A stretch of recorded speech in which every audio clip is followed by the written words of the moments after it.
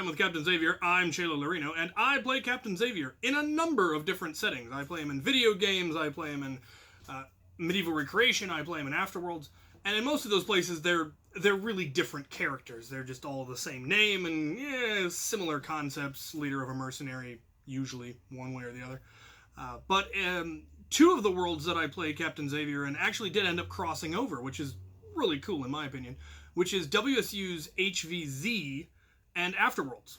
Those two Captain Xaviers are in fact the same character, or at least as far as Afterworlds is concerned, it's canon. I talked to Pete, the guy who does the storylines. I think it was my first game when I found out that one of the evil corporations in Afterworlds is called Knight Industries. And the character that I played in WSU's HvZ was a member of something called the Black Knights, which were a mercenary company that were hired by one of the evil corporations to do terrible, terrible things. But eventually we ended up becoming the good guys and ended up helping the humans out a lot. And the last game that we really got to play the Black Knights had a fantastic end story, which I will hopefully, I'll actually probably do that bit with the animation because it really, with Legos, because it really needs it. So we're going to cut to that. So this was the location for the final mission. It was a culvert that ran underneath a road large enough for you to drive a car through. And then there was a road that went up above it that led up to the observatory at the top of one of the hills on WSU. There was then a road that led out this way that led to this area. And both teams are trying to get into this bunker. Both ends represent one end of this bunker because the zombie containment has failed and there are nukes inbound. And so both sides are trying to get into a bunker, get their bunker unlocked, get their bunker powered, and then the humans require oxygen. So up on the top of the road at the very end by the observatory there was an oxygen station that was represented by a balloon. Each human that went inside needed to have a balloon on them, and that represented their oxygen. So we had to go get the balloons, fill the balloons, tie the balloon to yourself, and then once everyone had their balloons, we had to make our way back to here while fighting off the whole horde. We got a hold of the key, which actually my guys already had the key because the mods told us where it was, so I had a unit standing by to pick up the key as soon as the game started and rush it here. But a group of humans went to find the key, only to get there and discover that the key was gone. They didn't seem to see the humor in all of this. We thought it was hilarious. But they made it back safely at least. They didn't get killed.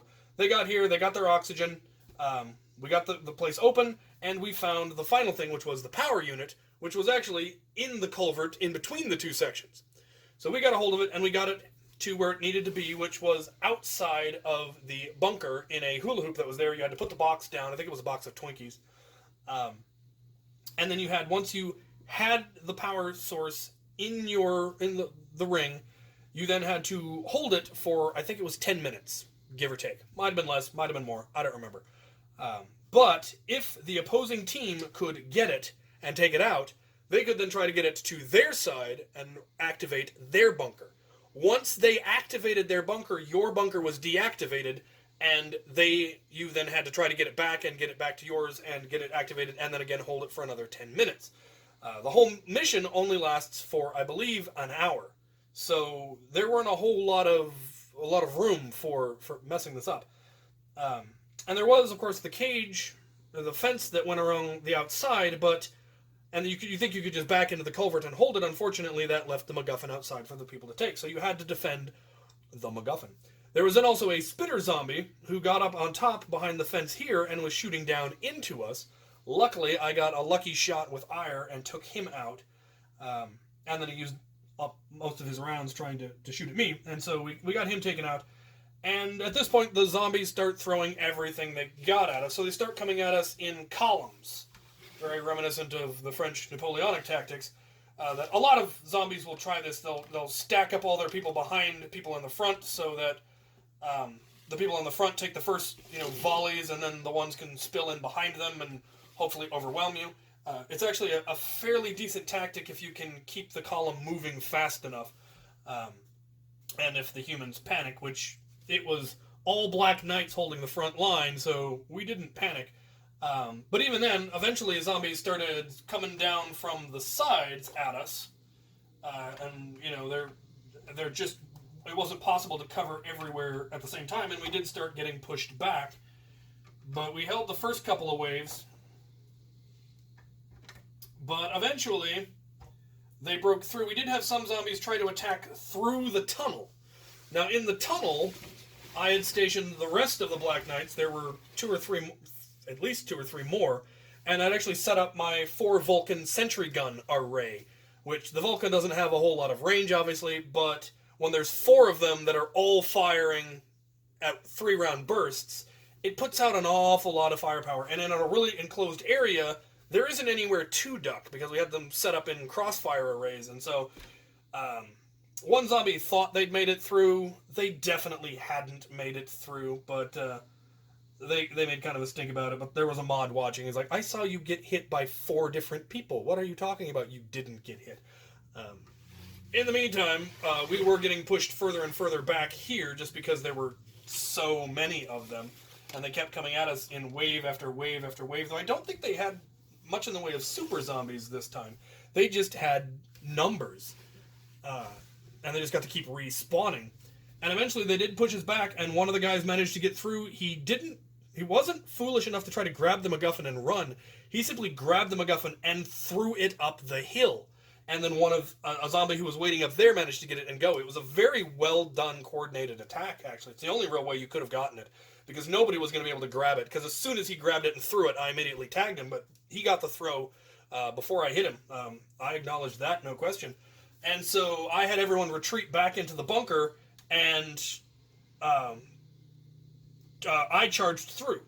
Because we could go through to the other side of the culvert, and I figured I could probably get through the culvert, take out their defenses on the far side, and be able to stop him from getting the MacGuffin to their hula hoop. Because just because they'd taken it from us, we were still active until they became active.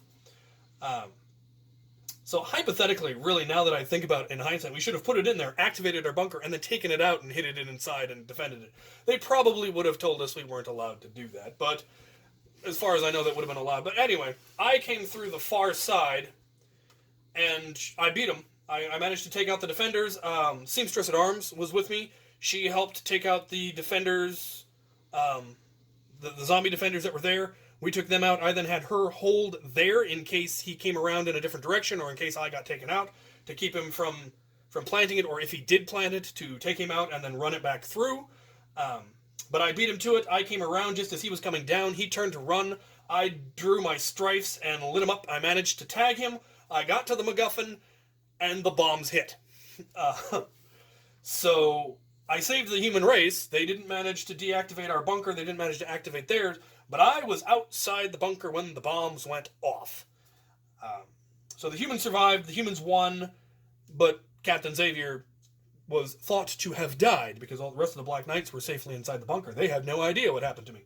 So that is how that story ended here. Then we get to Afterworlds, and it turns out Captain Xavier had survived, but not without injury and some serious annoyance at the folks who nuked him. So let's head back over and see how that played out in Afterworlds. So, technically, by as far as everyone in the bunker was aware, Captain Xavier died.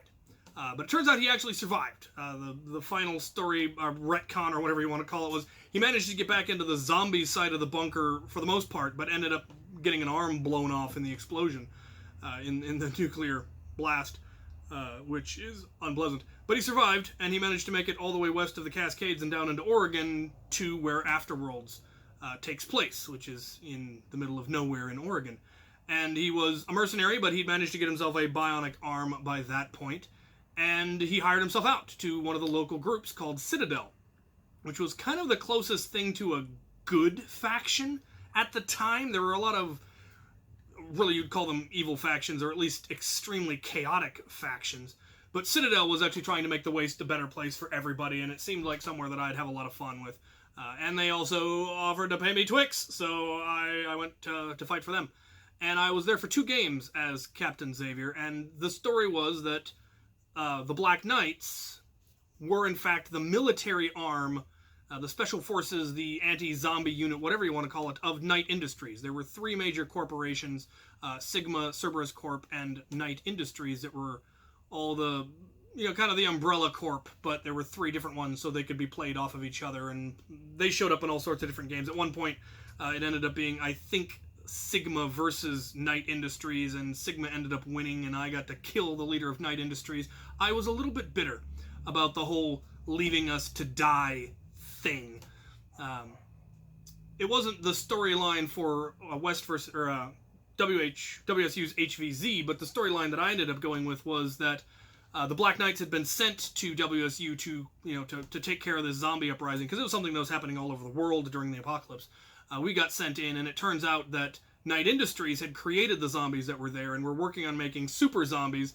And they decided that when they lost control and they broke out, they decided to send us in, because if we could take them out, lovely, then it would be contained. If we couldn't take them out, then clearly they had made really good super zombies, and they just nuked the site and it would be fine. So they sent us there knowing most likely we were going to die. So I was a little bit bitter about that. And I was kind of hoping that... I talked to the guy who's playing the Knight Industries leader and said, if you actually see me, if our characters ever run into each other, because the Waste is a big place, you might never run into a certain character. But if you should run into me, you should recognize me. You would recognize my gear, you would recognize the blaster, because I had ire, which is obviously not a very common blaster. Nobody else is going to have that. And that was where ire actually got a new... acronym, became an acronym for something, which it hadn't ever been before. It had always been, either the Valkyrie of Mercy or Latin for angry, but it also now became EIR, Elite Infantry Rifle, because acronyms are fun. And I told him that this is what it is. You would recognize that and know that they're all biometric. Only the person that has been keyed to the gun could ever use it. So if I'm carrying an ire, then I have to be a member of Knight Industries. I couldn't have, I have to be a Black Knight. I couldn't have killed the Black Knight and taken it. I have to be one if I'm using that blaster. And so he would know that I was a Black Knight, and would, and I had no idea where he was going to try to take that, whether he was going to try to recruit me, he was going to try to strong arm me, if he would claim that he had some ability to chip in my head that he could control me. Whatever he decided to run with, I would have gone with, because he was the NPC, and that's how, roleplay works, and it would have been a lot of fun. And either I would have attacked him and he would have killed me, or I would have ended up going with him and fighting with him, which would have been really a whole different way to where my character ended up going. But it would have been a lot of fun, because you never really know how roleplay in a game like that is going to go until you play it out. So I gave him the bare essentials of, this is what you would know, let me know what your character would do, and then I would do what my character would do at that point. I wouldn't want to work for him, but if necessary, I would. So, yeah. And then I ended up not going for 4 games, and then I ended up coming back as an NPC, and I would love to bring Captain Xavier back at some point. It wouldn't be, unheard of for him to have disappeared, what with being, a passing mercenary. So he stopped by, fought for a while, got food, got drink, whatever, and then moved on, and then just ended up coming back at some point. So I'll definitely need to talk to Pete about that. Either I'll just bring him back as a player, or I'll see if Pete's willing to bring him back in as an NPC of some kind, which would be a lot of fun. Though, since I've played him as a player before, he probably should stay a player, and I prefer playing an NPC, so maybe that'll happen, maybe it won't happen, who knows. But that is how Captain Xavier went from WSU's HvZ into Afterworlds as an actual canon character. So we'll see where that goes in the future. There's supposedly going to be, I believe, 4 games next year instead of 3, if I read the schedule right. And I'm slated to play a more important, more interesting, reoccurring NPC as opposed to the murder hobos that I've played in the past. So that should be a lot of fun. Stay tuned for that. So the runner-up is, once again, how Captain Xavier learned the true meaning of chivalry from a deaf boy. I think option number 2 will be Captain Xavier's involvement in the first 2 Afterworlds that he was in, and what did his character actually do while he was there. There were a couple of interesting run-ins. And finally, the War of Two Knights will be the other option, which was another war between Captain Xavier and Sir Hamish of Clan MacLean, which very nearly resulted in the death of Captain Xavier as a character, which would have been interesting if that had ended up taking place. So those are your 3 options. Choose wisely, and I will do that one next month. Hope you enjoyed this. Thank you for watching.